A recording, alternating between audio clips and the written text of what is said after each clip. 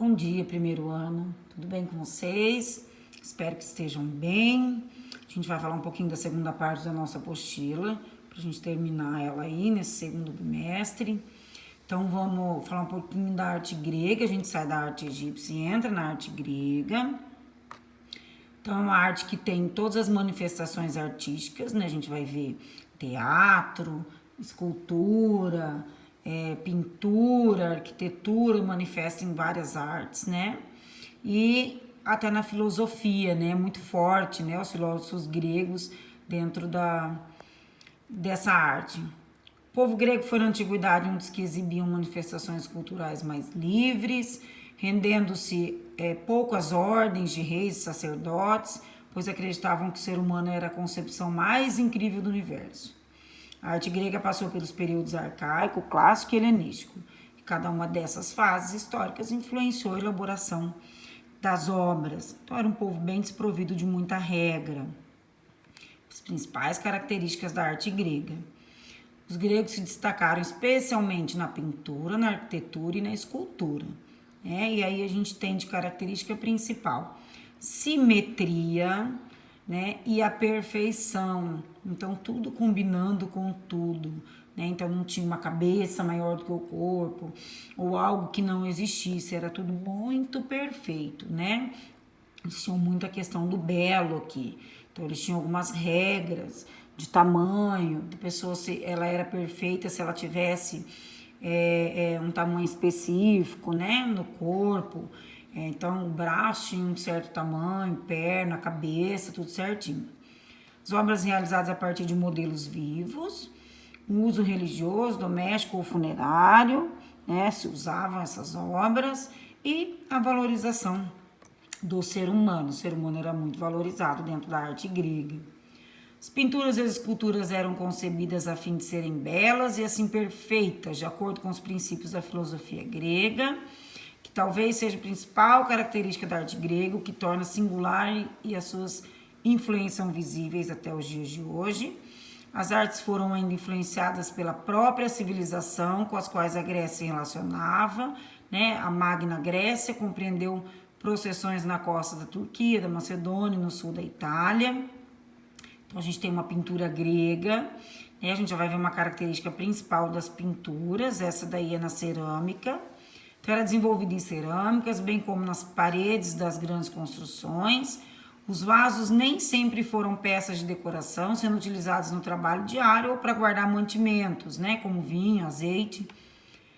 As pinturas vão mostrar harmonia e rigor nos detalhes. No que respeita às cores, seguia-se o seguinte padrão: figuras negras sobre o fundo vermelho, ou figuras vermelhas e douradas sobre o fundo negro, ou o fundo branco. Então, esses eram os padrões para se fazer uma cerâmica, um vaso, que fosse ali um compartimento da pintura grega, tá? Na arquitetura, gente, é muito importante vocês gravarem, é muita questão de vestibular em cima da arquitetura grega.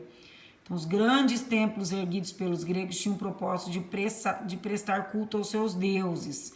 Uma das suas características é a utilização das colunas e a simetria entre a entrada e os fundos do templo. Igualmente, as praças eram importantes dentro das cidades gregas, pois era um local de encontro e de passagem para os seus habitantes. Outras obras de interesse na arquitetura grega foram a Acrópole de Atenas, o Colosso de Rhodes, Estátua de Zeus, Farol de Alexandria, Templo de Ártemis.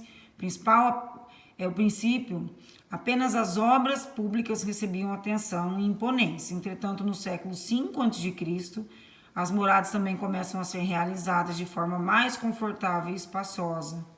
Então, a gente tem aqui, né, a parte de fora do Panteão de Atenas, que é lá na capital, na Grécia, os lugares muito visitados, né? Então, imaginem isso, há quantos mil anos atrás, a perfeição que eles conseguiam atingir.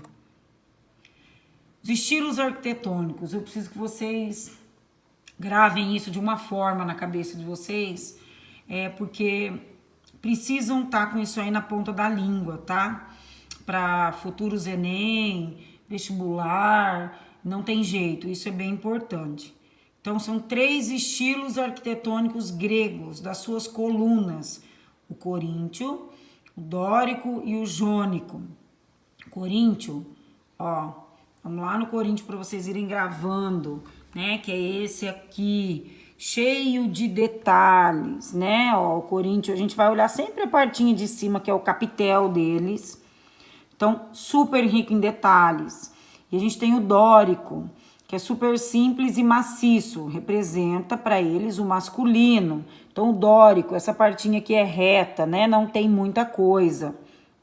Então, ó, o capitelzinho dele aí, né? Como mostra, é o mais simples, né? Para dar grande estrutura. E a gente tem o jônico, que também é luxuoso e representa o feminino.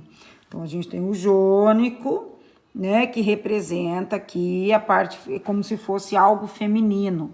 Então, a gente vai ter os três, né, o dórico representando a parte masculina, de muita força, o jônico com muito luxo representando, né, a parte como se fosse algo feminino, e o coríntio, que é o rico em detalhes, cheio de detalhes, certo? Então, essas são as estruturas dessas colunas de grandes construções.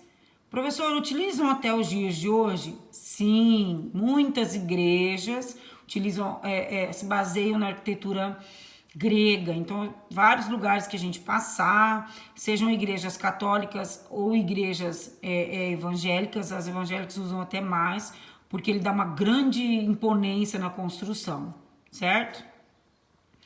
Escultura grega é uma arte que era chamada de couros, o que era homem jovem, e corés, que era mulher jovem. Elas eram feitas de mármore, super rica em detalhes. Depois o mármore passa-se para o bronze, né, porque daí o bronze era um pouco mais leve. As mulheres eram retratadas com roupa, não tinha muito nu. Logo já começaram a fazer o nu feminino também. Eles queriam grandes expressões faciais, que aquilo passasse realmente um sentimento, né? Então a gente vai ver muito na escultura grega, jogos gregos, né? Que são tão importantes, onde se começa as Olimpíadas, né? Eles em grandes movimentos, grande importância aos músculos e a todos os detalhes, olhem, né? No corpo masculino ou no feminino, tá? Então tem essa questão da escultura muito forte. Atividade para semana, vocês vão me enviar, né? Pode me enviar até na segunda-feira da semana que vem. Vocês vão responder a página 18. Na página 18 vai ter lá quais são aquelas estruturas, se é dórica, jônica, né? Ou coríntio. E no caderno, quero que vocês escrevam, é um trabalho, tá, gente? Podem resumir uma história da mitologia grega. São várias que vocês conhecem, às vezes a gente nem sabe que é da mitologia grega. Então, pode escolher uma que vocês acharem interessante, vão resumir e me mandar foto desse caderno, certo? Então, tá bom, até a próxima, um grande abraço.